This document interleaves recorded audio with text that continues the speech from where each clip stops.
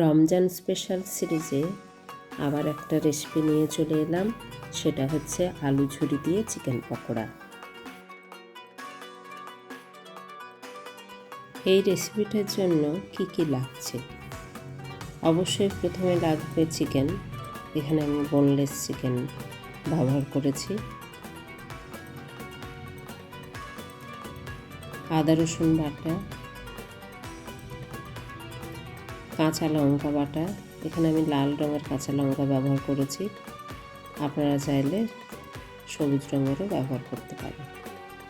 কাশ্মীরি লঙ্কার গুঁড়ো, ধনে ও জিরে গুঁড়ো আর গরম মশলা গুঁড়ো।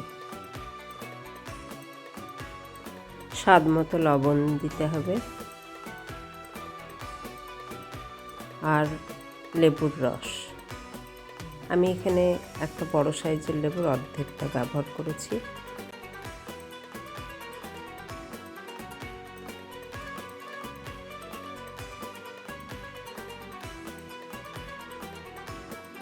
এখানে 1 চামচ দই দিতে হতো, টক দই।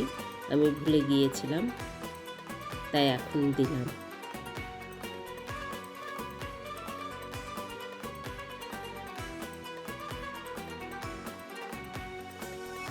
এক ঘন্টা ম্যারিনেট করলেই হয়, তবে তারও বেশি সময় ধরে করলে আরও ভালো। এই রেসিপিতে আর একটা মূল উপকরণ হচ্ছে আলু। এখানে আমি মাঝারি সাইজের 4টে আলু নিয়েছি, তবে আমি 2টো আলু দিয়ে বানাবো।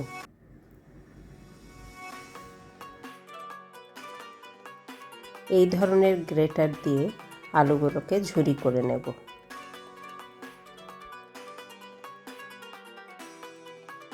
আলুর ছুরিগুলোকে জলের মধ্যে ভিজিয়ে রাখবো, তা না হলে একটা অন্যরকম রং চলে আসে।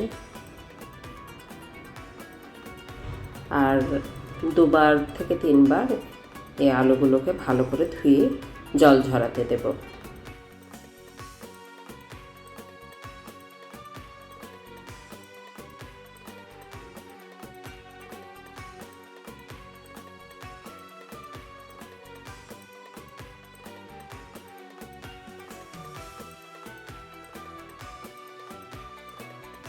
আলুর ঝুড়িতে যে এক্সেস জল সেটা বের করে দিতে হবে।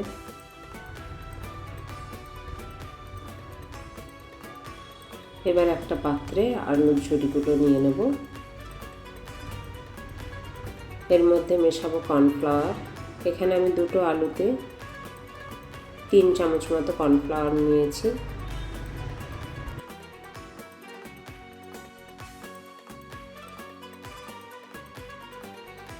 আর দেব চিলি ফ্লেক্স। চিলি ফ্লেক্স দিলে বেশ একটা কালারফুল দেখতে হয় পকোড়াগুলো। আপনারা যদি চিলি ফ্লেক্স না দেন তাহলে কাঁচা লঙ্কা দিতে পারেন ছোটো ছোটো করে কেটে, সেটা বেশ সবুজ সবুজ দেখতে হবে, ভালো লাগবে। আর দিলাম অল্প একটু লবণ। এবার সমস্ত উপকরণ খুব আলতোভাবে মেখে নিতে হবে। কিছুটা আলুর ঝুরি হাতের মধ্যে নিয়ে নেব, তার উপরে 1 পিস ম্যারিনেটেড চিকেন।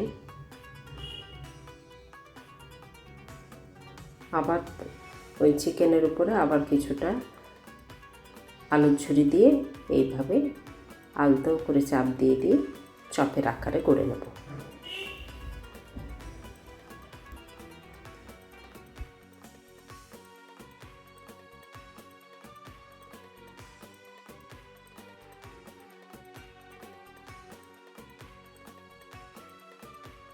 এখানে আমি 2টো আলু ব্যবহার করেছিলাম, 2টো আলুতে 6টা পকোড়া হলো। বাকি চিকেনগুলো দিয়ে আমি আবার একটা রেসিপি আপনাদেরকে কালকে শেয়ার করব।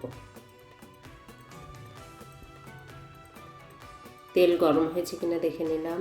হ্যাঁ, গরম হয়ে গেছে। এবার পকোড়াগুলো ভেজে নেব।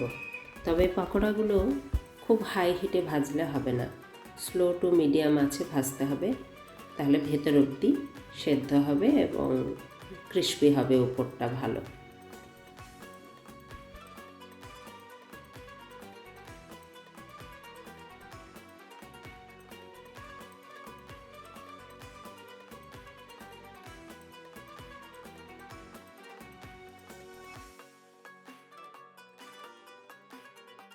তৈরি হয়ে গেল আমাদের আলু ঝুরি দিয়ে চিকেন পকোড়া। সঙ্গে একটা দইয়ের ডিপ ব্যবহার করেছি। আপনারা যদি চান তাহলে আমি ওই রেসিপিটা অবশ্যই দিয়ে দেব। ভেতরে ভীষণই সফট এবং স্পাইসি আর উপরে ক্রিস্পি। অবশ্যই আপনারা বাড়িতে ট্রাই করবেন, খেতে ভীষণই সুস্বাদু হয়েছে।